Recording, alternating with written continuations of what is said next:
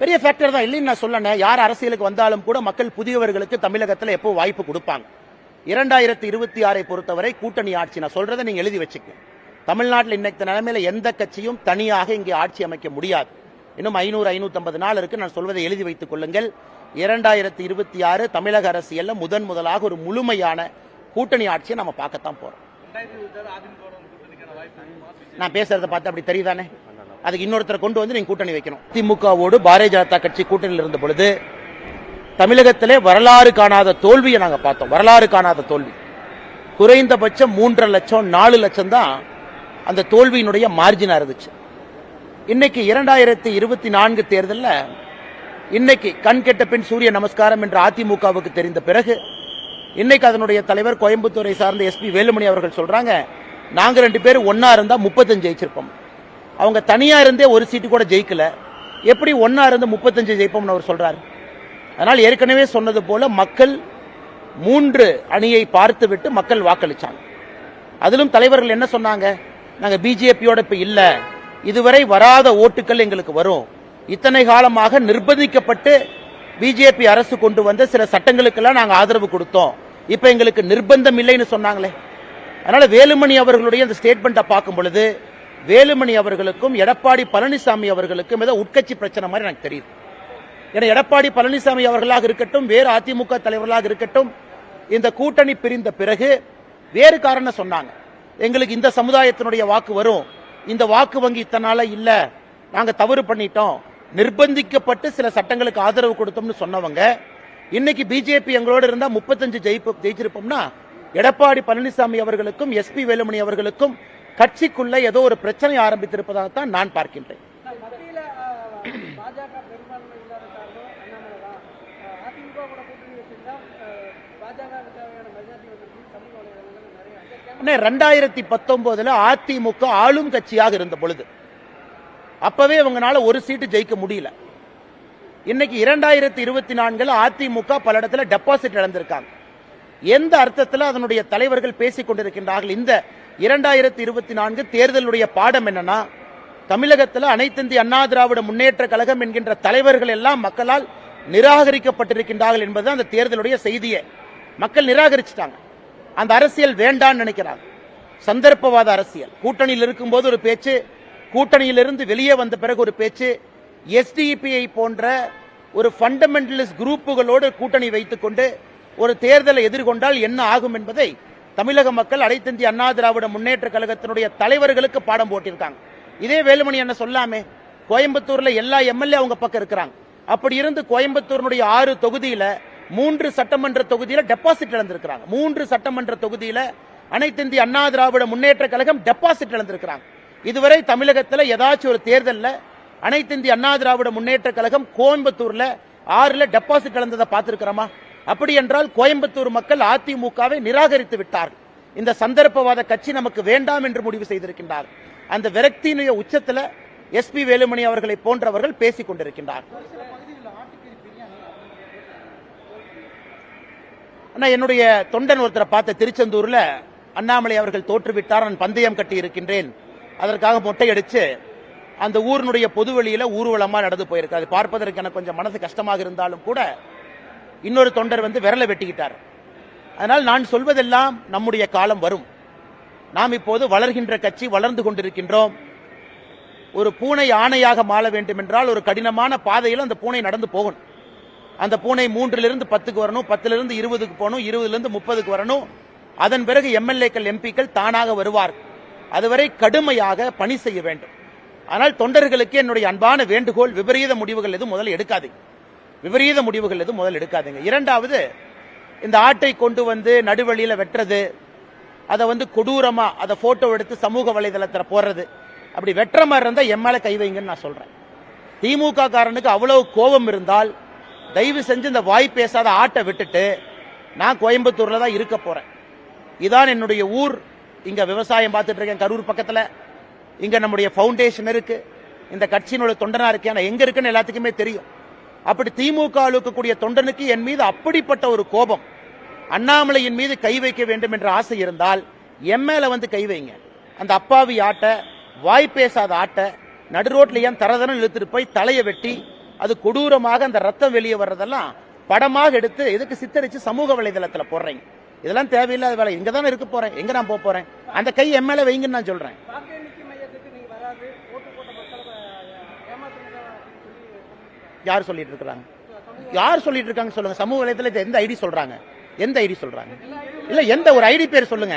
அண்ணே, ஒரு பத்திரிகை நண்பர்கள் கேள்வி கேட்டா பத்திரிகை நண்பர் எனக்கு தெரியாதுண்ணே, தெரியாதனாலதான் கேட்கிறேன். அப்படி யாரும் சொல்லி நான் சொல்றேன், அப்படி யாரும் சொல்லி நான் சொல்றேன். சொன்னாங்கன்னா எந்த ஐடின்னு ஓபன் பண்ணி காட்டுங்க. அந்த ஐடி பேர் சொல்லுங்க, எந்த Facebook ஐடின்னு சொல்லுங்க, அவர் பேர் சொல்லுங்க.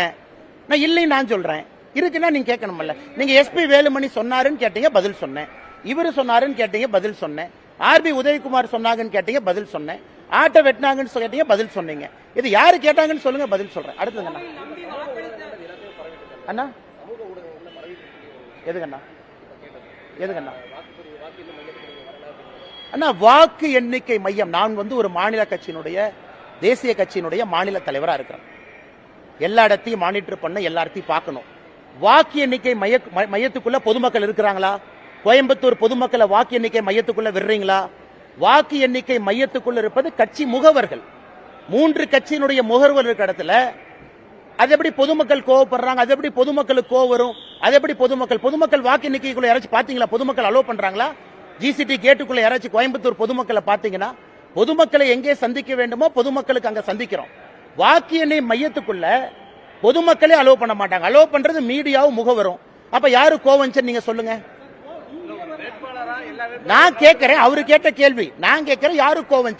அது முகவர்களும் கட்சி முகவர்களும் மீடியா நண்பர்களும் இருக்கட்டும். அங்க என்ன வேலைன்னு நான் கேட்கிறேன். பொதுமக்களை எங்க சந்திக்கணுமோ அங்க சந்திக்கிறோம். அடுத்து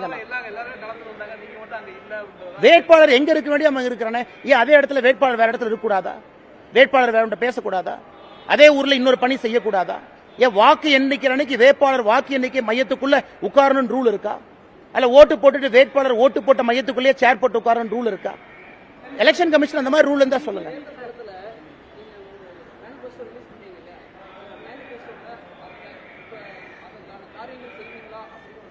செய்வதற்காகத்தானே கொடுத்திருக்கோங்கண்ணா. நீங்க ஒரு விஷயத்தை புரிந்து கொள்ள வேண்டும். அதாவது இத்தனை காலமாக கோயம்புத்தூர்ல நடக்காததை நாங்க கையில் எடுத்திருக்கோம், அதை நடத்தி காட்டுவோம். இத்தனை காலமா 10 ஆண்டு காலமா அதிமுகவினுடைய ஊழலை கோயம்புத்தூர் மக்கள் பார்த்தாங்க.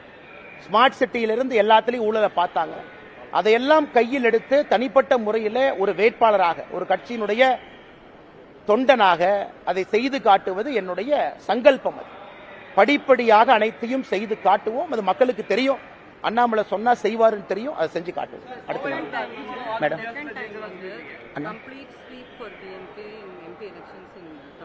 Madam, yesterday I have given a long press meet, madam. I kindly request you to kindly check it. I have given a long press meet, the reasons, what is the vote share, what BJP has done vis-a-vis the other party. No, but how do you plan to reverse this?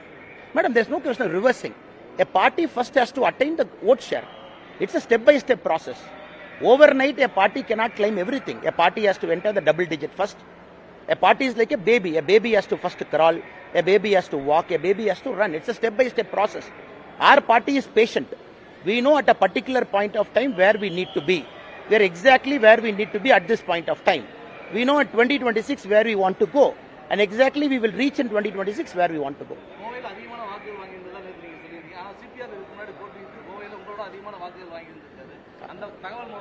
யார் வாங்கலீங்கண்ணா? யார் வாங்க? பொய் சொல்ல விரும்பல. அண்ணன் டேட்டாவை check பண்ணிட்டு பேசணும்.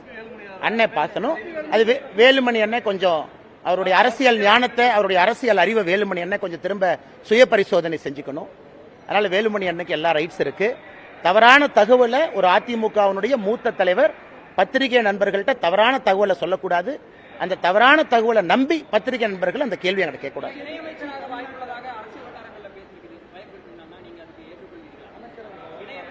வேற ஏதாச்சும் கேள்வி இருக்கானா? வேற ஏதாவது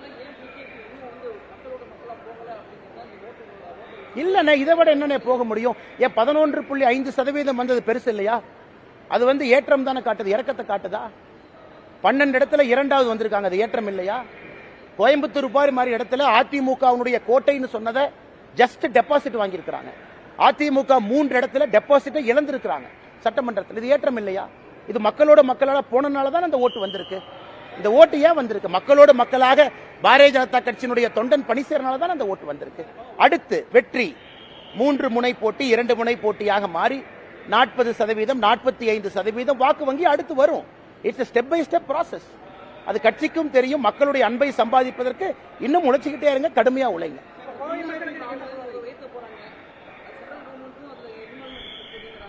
என்ன central government involvement? Jio issue பண்ண சொல்லுங்க. மாநில அரசு வெள்ளை அறிக்கை கொடுக்கட்டும். சென்ட்ரல் கவர்மெண்ட் எங்க கரண்ட் ஏத்த சொல்லி எப்ப சொன்னாங்க? அதுக்கப்புறம் நான் பதில் சொல்றேன். சும்மா உங்க பொய்யை பேசி தெரிஞ்சு எப்ப நான் பதில் சொல்றது? நாங்கள் உங்களுக்கு கடமைப்பட்டிருக்கின்றோம். ஒரு சரித்திரம் காணாத அளவுக்கு நம்பிக்கை வைத்து வாக்களிச்சிருக்கிறீங்க.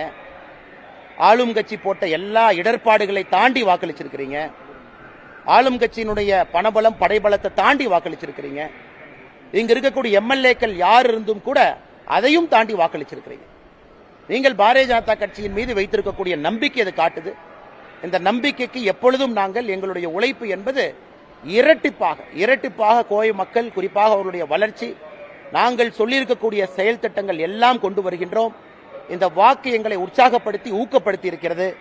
நாங்கள் சரியான பாதையில் தான் செல்லுகின்றோம் என்று தமிழக மக்கள், கோயம்புத்தூர் மக்கள் அந்த செய்தியை சொல்லி இருக்கின்றார்கள்.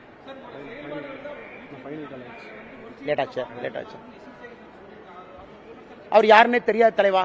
அவங்க சொல்லுவாங்க என்னுடைய செயல்பாடு தான் பாரதிய ஜனதா கட்சி இரட்டை இலக்கு நான் சொல்றேன். நீங்க இல்லை நீங்க சொல்லிக்கங்க. எங்களுடைய செயல்பாடு தான் பாரதிய ஜனதா கட்சி 2வது இடத்துல 12 இடத்துக்கு வந்திருக்காங்கன்னு சொல்றேன். நீங்க இல்லைன்னு சொல்லுங்க. எங்களுடைய செயல்பாடு தான் அதிமுகவுடைய கோட்டையில ஜஸ்ட் டெபாசிட் வாங்கியிருக்காங்கன்னு நான் சொல்றேன். இல்லைன்னு சொல்லுங்க. எங்களுடைய செயல்பாடு தான் அதிமுக 3 இடத்துல டெபாசிட்டை இழந்திருக்காங்கன்னு நான் சொல்றேன் கோயம்புத்தூருக்குள்ள. இல்லைன்னு சொல்லுங்க. எங்களுடைய செயல்பாடு தான் தமிழகத்தில் அதிமுக நிராகரிக்கப்பட்டிருக்குன்னு நான் சொல்றேன். இல்லை நீங்க சொல்லுங்க. எங்களுடைய செயல்பாடு தான் தமிழகத்தில் பாரதிய ஜனதா கட்சி வேகமாக வளர்கின்ற கட்சின்னு மக்கள் சாட்சிப்படுத்தியிருக்காங்க. இல்லை நீங்க சொல்லுங்க. அதெல்லாம் பேசுவேன். நேற்று பிரஸ் மீட்ல பேசியிருக்காங்க பாருங்க. வேற வச்சிருக்கானே